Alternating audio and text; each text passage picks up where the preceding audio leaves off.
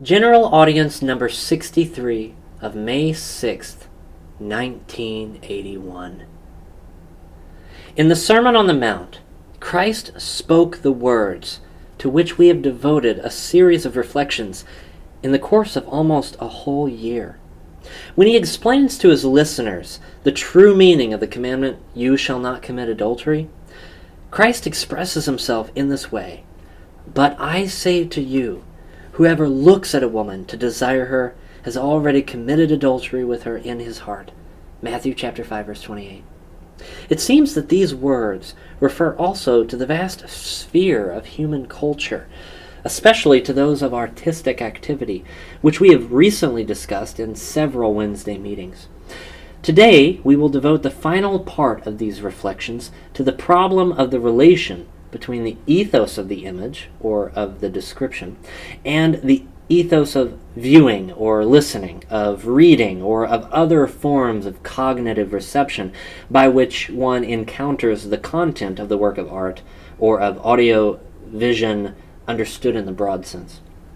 Here we return once again to the problem already noted: whether and in what measure the human body, in all the visible truth of its masculinity and femininity, can be a subject of works of art, and thus a subject of that specific social communication for which such a work is intended. This question concerns even more the contemporary mass culture connected with audiovisual technology.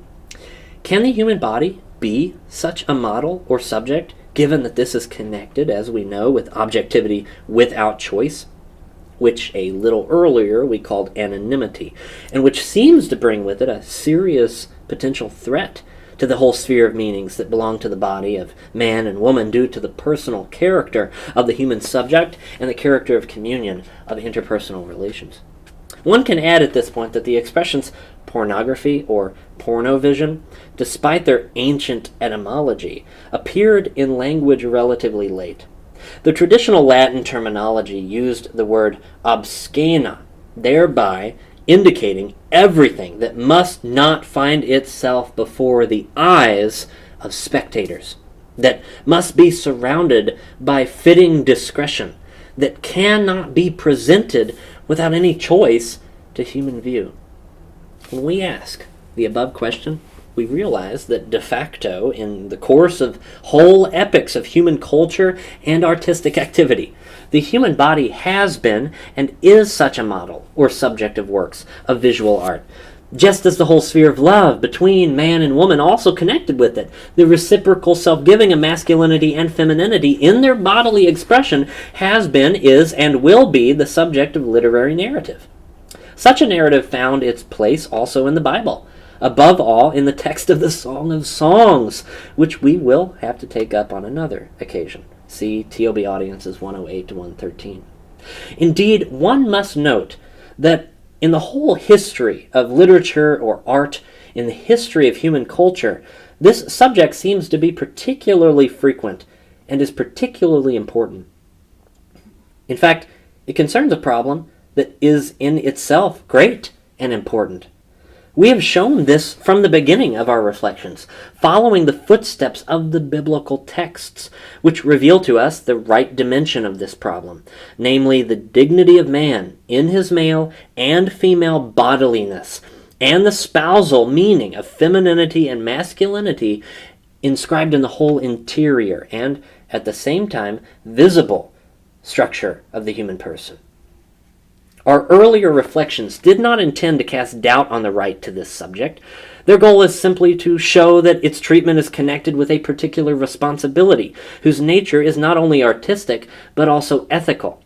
The artist who takes up this subject is, in any sphere of art or by audiovisual technologies, must be conscious of the full truth of the object, of the whole scale of values connected with it. He must not only take them into account abstractly, but also live them rightly himself.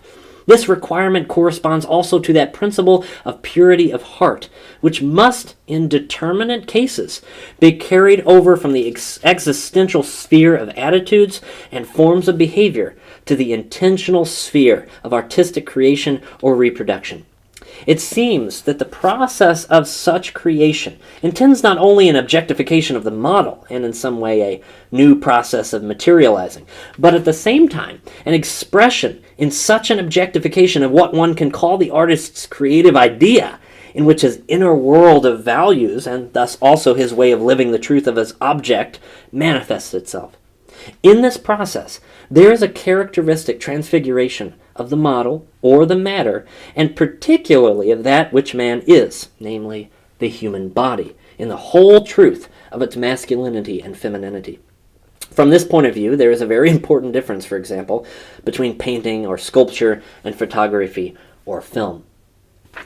The viewer, who is invited by the artist to look at his work, communicates not only with the objectification, and thus in some way with a new process of materializing the model or the matter, but at the same time he communicates with the truth of the object that the author in his artistic materializing has successfully expressed with his own specific media.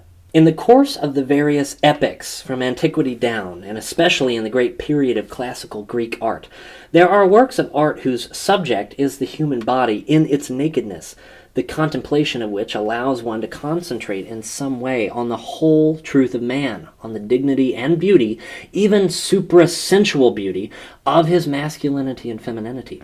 These works bear within themselves, in a hidden way, as it were, an element of sublimation that leads the viewer through the body to the whole personal mystery of man. In contact with such works, we do not feel pushed by their content toward looking to desire, as the Sermon on the Mount puts it. In some way, we learn the spousal meaning of the body, which corresponds to and provides the measure for purity of heart. But there are also works of art, and perhaps still more often reproductions, that stir up objections in the sphere of man's personal sensibility. Not because of their object, because in itself the human body always has its own inalienable dignity, but because of the quality or the way of its artistic reproduction, depiction, and representation. Decisive for this mode and for this quality can be the various coefficients of the work of reproduction, as well as many circumstances, often of a more technical than artistic nature. Through all of these elements, as we know, the same fundamental intentionality of the work of art or the product of the technologies involved becomes, in some way, accessible to the viewer, the reader, or the listener. If our personal sensibility reacts with objection and disapproval, the reason is that in this fundamental intentionality, together with the objectification of man and his body, we discover as something inseparable from the work of art or its reproduction, the simultaneous reduction of the human body to the rank of an object of enjoyment, intended for the satisfaction of mere concupiscence. And this is opposed to man's dignity, also in the intentional order of art and reproduction.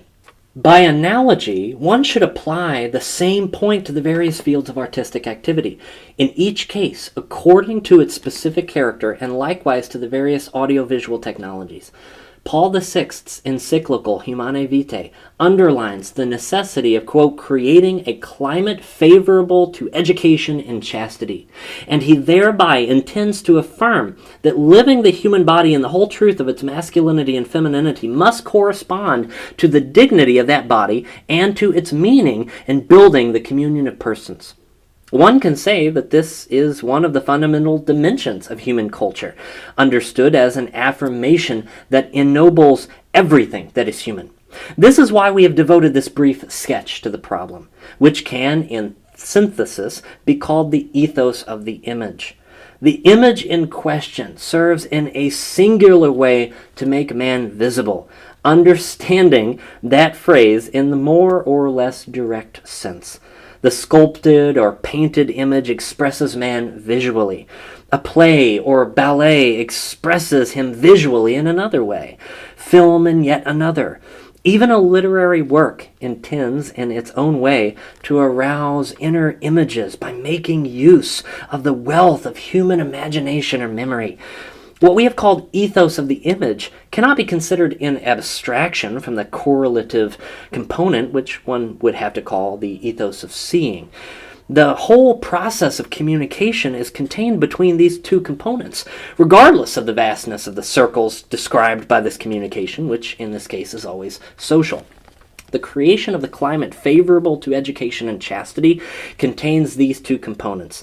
It concerns, so to speak, a reciprocal circuit that takes place between the image and the act of seeing, between the ethos of the image and the ethos of seeing.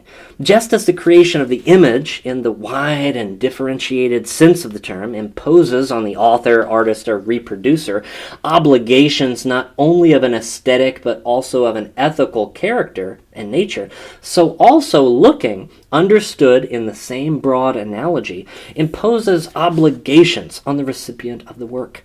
Authentic and responsible artistic activity tends to overcome the anonymity of the human body as an object without choice, seeking, as has already been said, through its creative effort, such an artistic expression of the truth about man in his male and female bodiliness, that this truth, so to speak, assigned as a task to the viewer, and in the widest radius to every recipient of the work, it depends upon him, in turn, whether he decides to make his own effort by drawing near to such truth, or whether he remains only a superficial consumer of the impressions, that is, one who exploits the encounter with the anonymous subject body only on the level of sensuality, which by its nature reacts to its object precisely without choice.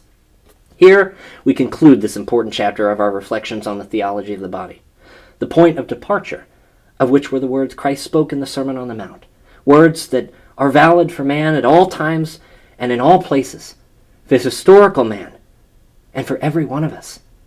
The reflections on the theology of the body would not be complete, however, if we did not consider other words of Christ, namely those in which he appeals to the future resurrection. To these, therefore, we propose to devote the next cycle of our considerations.